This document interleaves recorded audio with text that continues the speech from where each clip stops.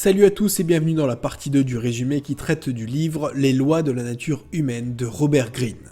Comme avec les 48 lois du pouvoir, c'était un défi et un travail conséquent de te faire ce résumé que j'ai dû découper en 4 parties. Alors comme à l'ordinaire, si tu apprécies mon travail, n'hésite pas, un like, un abonnement, ça fait toujours plaisir et ça m'aide à mieux référencer cette playlist de résumés. Sans plus attendre, examinons la loi numéro 6, loi du manque de vision ou loi de la myopie. En gros, cette loi, elle dit qu'on manque parfois de vision à long terme au profit de bénéfices à plus court terme. C'est la fameuse balance entre plaisir immédiat et plaisir différé. Or, il est dans notre nature d'être tenté par des plaisirs court-termistes et impulsifs.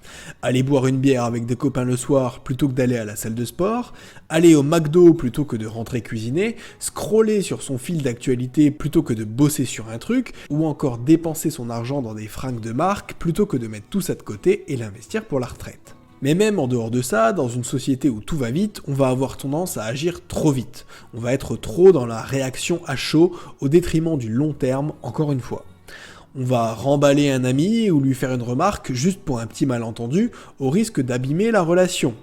On va se dépêcher de trouver des solutions simples à des problèmes complexes, au risque de ne pas choisir la bonne et de tout avoir à recommencer derrière.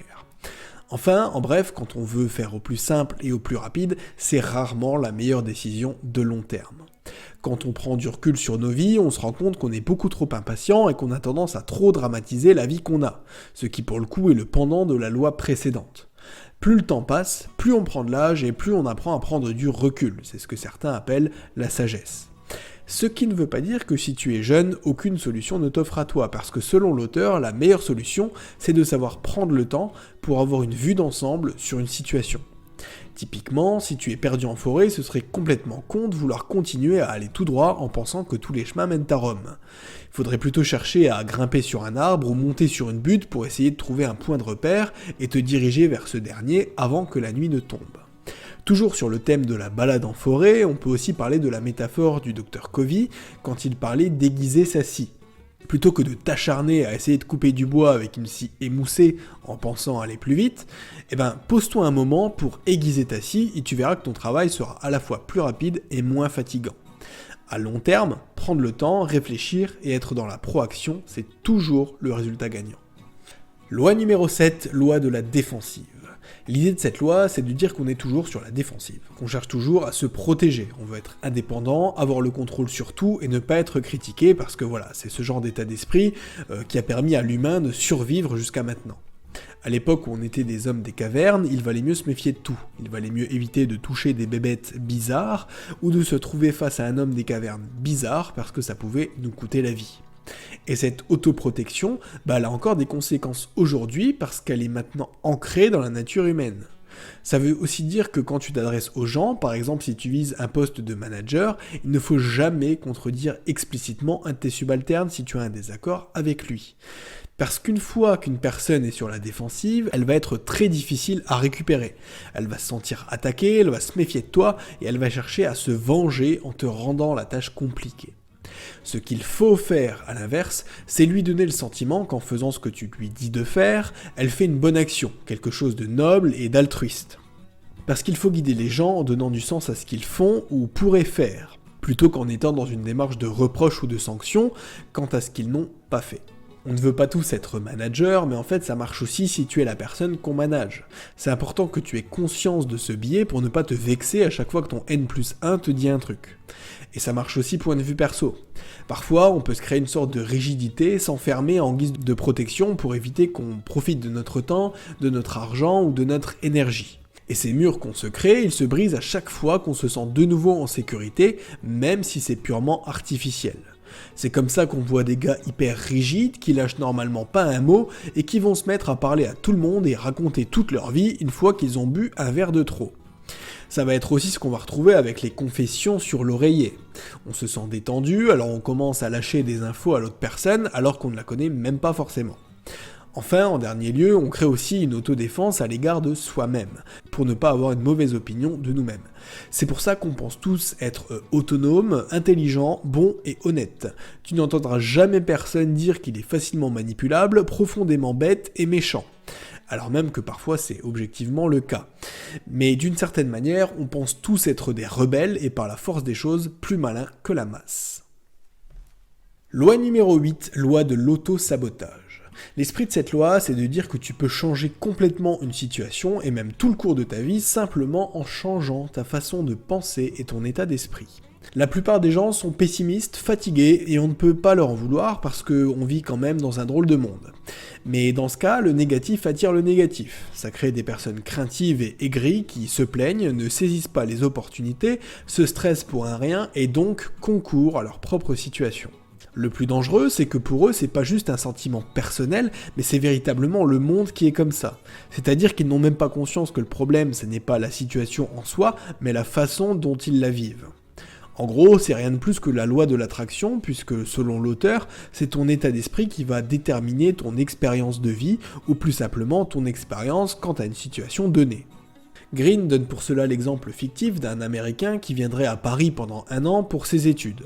Il est un peu timide, n'a pas trop d'estime de lui-même, et comme il galère un peu avec la langue, ça le complexe un peu, d'autant que les locaux se moquent de lui à cause de ça. Typiquement français, me direz-vous. Notre ami outre-Atlantique commence à se dire que les Parisiens sont vraiment des cons et qu'en plus les lieux à visiter sont surcotés. Il y a plein de touristes, il fait froid et ça pue. De toute façon, la bouffe ne lui convient pas et il n'a qu'une chose en tête, rentrer chez lui pour se déquiller un pot de beurre de cacahuète. Imaginons maintenant que la même expérience soit vécue par une étudiante américaine plus extravertie avec une mentalité de globe-trotteuse. Ça ne la gêne pas de recevoir des remarques sur son accent ou ses fautes de français, parce que voilà, ça la complexe pas et au contraire, ça lui permet de s'améliorer. Ce qui lui donne des occasions de discuter avec des gens sympas et de découvrir des lieux tout aussi sympas. Décidément, la réputation de Paris ville romantique est vraiment méritée. Il y a quelques nuages, mais il y fait bon vivre et elle n'a plus du tout envie de rentrer. Expérience similaire, mentalité différente, ressenti diamétralement opposé. La raison, c'est que chacun voit le monde à travers une certaine lentille qui est notre état d'esprit. Nos yeux voient ce qui se trouve devant eux, mais face à une même vision, on a tous une interprétation différente. Et je me tue à te le dire, le mindset c'est hyper important. Ça conditionne beaucoup de choses comme ta santé mentale, ta santé physique, ou plus simplement la façon dont les autres te traitent. Quelqu'un qui a l'air dépité, qui a l'air complètement perdu ou de ne pas trop savoir où il va, aura forcément moins de rayonnement que son homologue sûr de lui. Mais j'en conviens, influencer sur ton état d'esprit n'est pas toujours une chose facile. La première étape, c'est déjà de bien te connaître et de te rendre compte de la façon dont tu penses. Sinon, tu vas pas savoir exactement ce qui aura à changer. Mais si tu t'intéresses à des livres sur la psychologie un peu comme celui-là, t'es déjà sur la bonne voie. Et si jamais tu veux améliorer ton mindset, je pense que de toute façon, tu es déjà au bon endroit et dans la bonne démarche. Parce que dans ce podcast, on essaye au maximum de faire bouger ton état d'esprit. J'en profite donc pour te rappeler que tu peux t'abonner à ce dernier, que ce soit sur YouTube ou sur Spotify, où je t'invite d'ailleurs à me mettre 5 étoiles parce que ça flatte l'algorithme et que c'est un énorme soutien pour mon travail. Loi numéro 9, loi du refoulement. L'idée de cette loi, c'est de dire qu'on a tous un côté obscur.